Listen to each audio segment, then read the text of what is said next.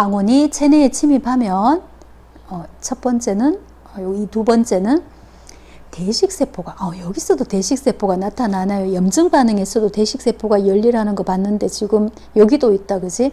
대식세포가 항원을 잡아먹고 오물오물 잡아먹고 흡수하는데 100% 다 소화해서 없애는 것이 아니라 항원이 되는 부분, 나랑 다르다고 생각하는 이물질을 표면에 이렇게 제시를 한대요. 독특하다, 대식세포, 그지? 그러면 세 번째, 보조 T림프구가 항원을 인식을 한다. 그리고 세포독성 T림프구랑 B림프구를 활성화시킨다. 활성화가 뭐지? 보조 T림프구가 항원 조각을 인식을 하고 나면 신호물질을 분비하고요.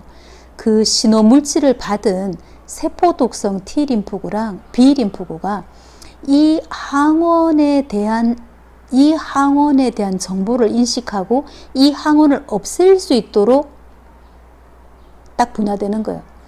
그리고 세포 분해를 막 하게 되는 것, 그거를 활성화라고 합니다. 자, 그러면 세포독성 T림프구는 어떻게 되나 볼까요? 세포독성 T림프구가 수가 막 늘어나요. 여기서 증식 과정이 있었겠죠. 수가 많아야 되겠죠. 백혈구는 세포 분해를 할 수 있잖아요. 수가 막 많아진 세포독성 T림프구가 항원에 감염된 세포를 공격해서 파괴한다. 어떻게 파괴하는데? 세포에 구멍을 내서 세포를 이제 터뜨리는 거죠. 이걸 세포성 면역이라고 한다. 자, 지금 이때 감염된 세포를 없앤 것은 누가 하는 거예요? 세포독성 T림프구라는 세포 자체가 한 거죠. 그래서 세포성 면역이라고 합니다. 자, 그 다음에 그럼 B림프구는 어떻게 되나 보자. 자, B림프구도 활성화되어 증식하겠죠. B림프구가 증식한다는 말이 여기 들어가면 진짜 좋겠는데 수가 많아져요. 그리고 그 중에 일부는 형질세포, 그리고 나머지는 기억세포로 분화가 무슨 말이냐면 독특한 기능을 가지도록 탁 바뀐 거예요. 그거를 분화라고 합니다. 그러면 형질세포가 항체를 생성한다, 그지? 형질세포가 항체를 생성하도록 분화된 세포구나, 그죠?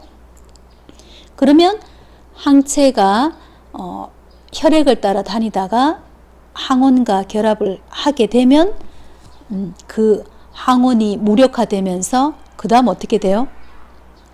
백혈구의 식세포 작용으로 제거가 돼요. 자, 요런 걸 체액성 면역이라고 합니다. 왜 체액이라고 하지? 이때 체액성 면역에서 항원을 제거한 건 항체죠. 항체는 어디를 따라 온몸을 다니는 거예요? 체액을 따라 온몸을 다니는 거죠. 체액의 가장 대표적인 예 말해볼까요? 옳지? 혈액이죠. 그리고 또 혈장이 빠져나와서 세포를 감싸고 있는 그것도 체액이죠. 세포를 감싸고 있는 체액은 다시 혈관 속으로 들어가기도 하지만 림프관 속으로 들어가기도 해요. 그 림프도 체액이에요. 그래서 항체는 혈액 속에도 있고요. 혈관 바깥에도 있고요. 그 다음에 림프관 속에도 있어요. 이렇게 해서 온몸을 다니면서 제거를 합니다. 이렇게 되면 전문적으로 그 특정 항원만 제거함으로 항원을 확실하게 없앨 수가 있게 됩니다. 내가 방어를 하게 되는 거죠. 면역을 하게 되는 거죠. 이러한 방어작용을 무슨 방어작용이라고 한다? 특이적 방어작용이라고 합니다. 자, 그림 보니까 본격적으로 특이적 방어작용을 한 것은 바로 뭐에 의했어요? 보조 T림프구죠. 자, 이렇게 이야기하니까 순위가 질문이 있대요. 선생님, 보조 T림프구가 특이적 방어작용을 하기 위해서는 대식세포가 관여해야 되지 않나요? 라고 질문을 해요.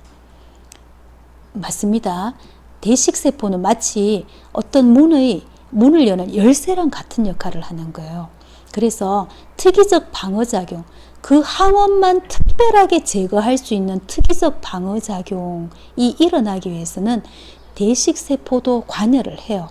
그래서 이런 내용도 같이 알아두는 것이 맞겠습니다.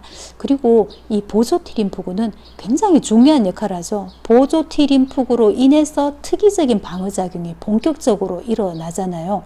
그리고 특이적인 방어작용이 일어나야 그 항원만, 내 몸에 해롭다고 생각하는 항원만 전문적으로 빨리 없앨 수 있거든요. 자, 보조 T림프구가 얼마나 중요한 역할을 하는지를 에이즈를 보면 알 수 있습니다. 멀쩡하던 사람이 후천적으로 면역이 결핍되므로 감기도 못 이겨내요. 피부병도 못 이겨내요. 이게 에이즈죠. 이런 바이러스가 사람한테 면역이 결핍되게 하는 바이러스입니다. 사람한테 면역이 결핍되게 하는 바이러스 HIV라고 하는데, 자, HIV랑 보조 T림프구랑 어떤 관련이 있는지를 봤어요. 자, 왜 후천적으로 면역이 결핍이 되지? 자, HIV 바이러스가 감염이 되어 수가 늘어나면 보조 T림프구가 늘어나요. 그러면 HIV가 줄겠죠. 보조 T림프구도 줄어요. 그런데 HIV 바이러스가 계속 증가해요. 그 이유를 보니 바로 어떤 세포가 파괴되기 때문이다.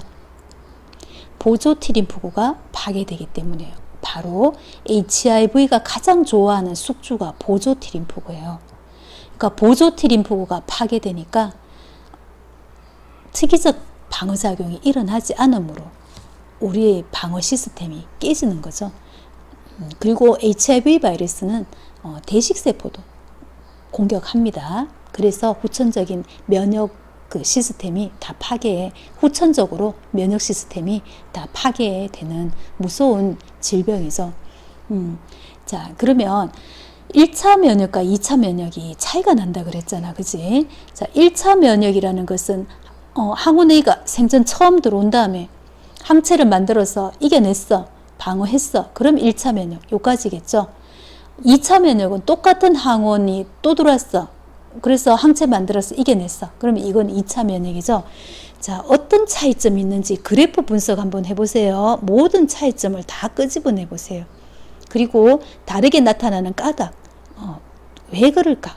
뭐 때문일까? 요거 교과서 참고해서 찾아보세요. 자, 다 됐으면 선생님이랑 같이 봅시다. 자, 어떤 차이점이 있나요? 그래프 보니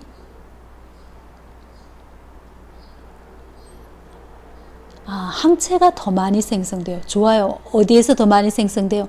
2차 면역에서. 또 다른 차이점도 찾아보자. 항체가 빨리 형성돼요. 좋아요. 항원의 침입 후에 항체가 생성될 때까지 1차보다 2차가 더 빠르죠. 1차는 일주일 정도 걸린다. 이 동안 난 아프겠죠. 그런데 2차는 이 그래프상으로는 정확히 며칠인지는 모르겠지만 굉장히 빨리 항체가 만들어진다. 그래서 내가 안 아플 수도 있어요. 또는 가볍게 아플 수도 있다. 또 아까 첫 번째 이야기한 것처럼 항체 생성량이 훨씬 2차가 많죠. 항체 생성량이 많다는 것은 어떤 세포도 많이 만들어졌다는 말일까요? 옳지, 형질세포가 훨씬 더 많이 만들어진다는 말이에요.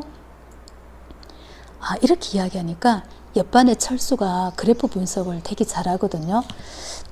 이렇게도 될 수 있지만 선생님 이것도 차이나요. 최대 항체 생성 최대량에 도달하는 시간이 달라요. 어떻게 다르죠? 여러분도 판단했습니까? 항체 생성 최대 도달할 때까지 걸리는 시간이 2차가 훨씬 짧죠. 자, 좋은 발견입니다. 어쨌거나 항체가 많이 그리고 빨리 형성되는 이유가 뭘까? 어떻게 찾아봤습니까? 뭐 때문이었다? 바로 기억세포 때문이었죠. 근데 기억세포 때문이다 라고만 적지 말고 기억세포가 어떻게 하기 때문이다 라고 구체적으로 설명할 수 있겠니?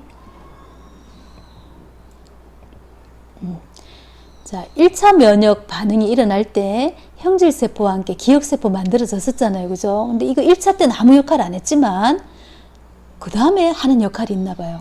기억세포는 항원이 제거된 후에도 항원이 제거되면 항체 사라지죠. 항체 분해되죠. 단백질이므로. 근데 기억세포는 체내에 남아있대요. 기억세포 백혈구인데 굉장히 독특한 백혈구네. 백혈구는 수명이 3, 4일밖에 안 되는데 기억세포는 안 죽고 살아남아 있대요. 체내에 남아 있다가 아니면 계속 세포 분열을 하는가? 체내에 남아 있다가 같은 항원이 다시